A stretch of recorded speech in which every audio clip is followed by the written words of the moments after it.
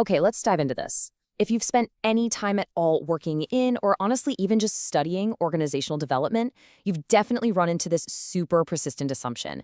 The idea that a bad manager automatically and uniformly ruins an entire team, right? It's a clean, simple narrative. Makes total sense on paper. The problem? Well, that is not what actually happens in the real world. Welcome to This Explainer. Today, we're treating this as a strategic briefing specifically for senior leadership.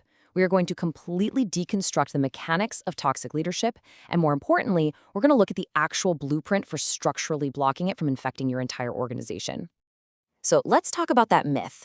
We have this trickle-down theory where toxicity just pours straight from the top, uniformly coating everyone in its path. But reality is so much more complex. Picture this, the exact same boss, two different teams. Some teams catch a leader's difficult tone instantly. It spreads like wildfire. While others, they completely resist it. Why is that? Well, it's all about what sits in the empty space between the leader and the bottom. Research from abusive supervision studies points to specific things called mediators. Now, these mediators don't necessarily cure the bad leader, but they slow, redirect, or literally block the trickle-down effect altogether.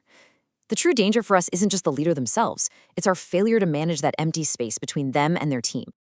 So, here's our agenda for this executive breakdown. We're going to start by unpacking the trickle-down myth and looking at discretion. Then we'll dissect how moral disengagement spreads, examine culture as an invisible shield, get highly prescriptive with building structural buffers, and finally redesign the feedback loop to catch these problems early. Let's get right to it. Section 1. The trickle-down myth and the power of discretion.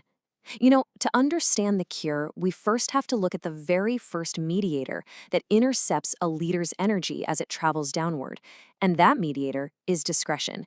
Think of discretion as essentially how much room an employee actually has to choose their behavior once they're out of the leader's direct view. Let's ground this in a really relatable scenario. Imagine a secretary sitting right outside a difficult manager's door.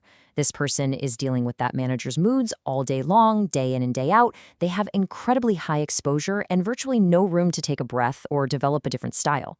We call that low discretion.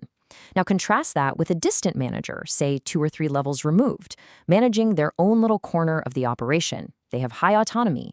They have the space, the actual discretion, to absorb the pressure from above without just immediately passing it straight through to their own team.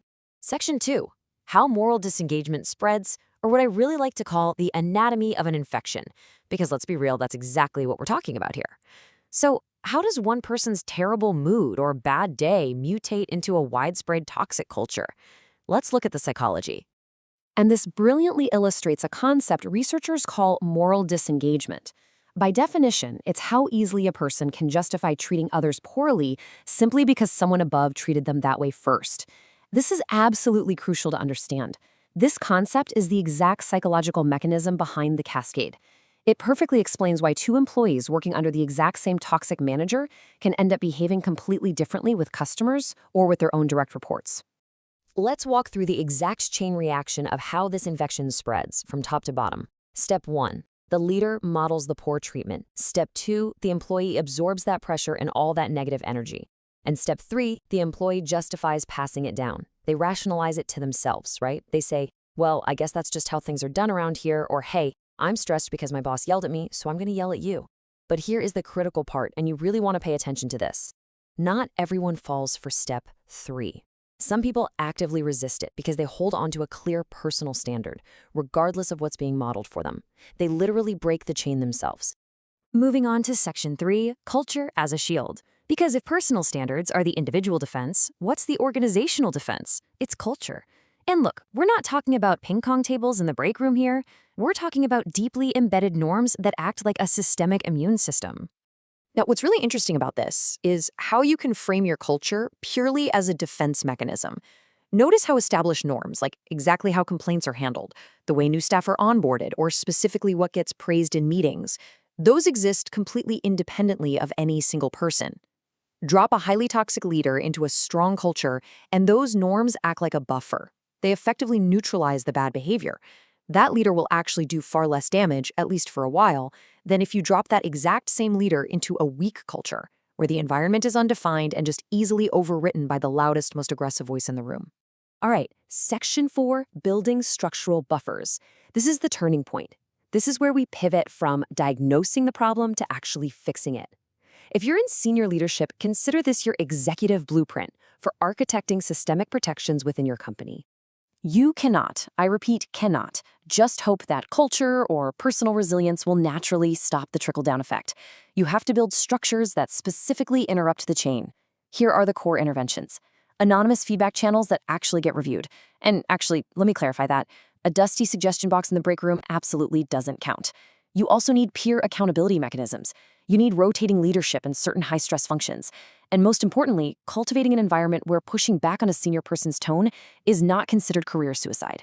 Putting these structures in place won't eliminate the bad energy entirely, but it gives that negative cascade a physical place to stop before it infects the whole floor. This brings us back to a deeply vital point.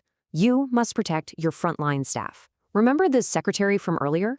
Frontline workers have the absolute least discretion and the highest exposure to a difficult leader's tone. Structurally, you might need to rotate who handles direct interaction with a high-pressure executive. You need to build a layer of support specifically for these high-exposure roles. Because if you buffer the frontline, you meaningfully change how much of that toxic tone actually reaches your customers, the public, or the rest of your organization. It's a real game changer.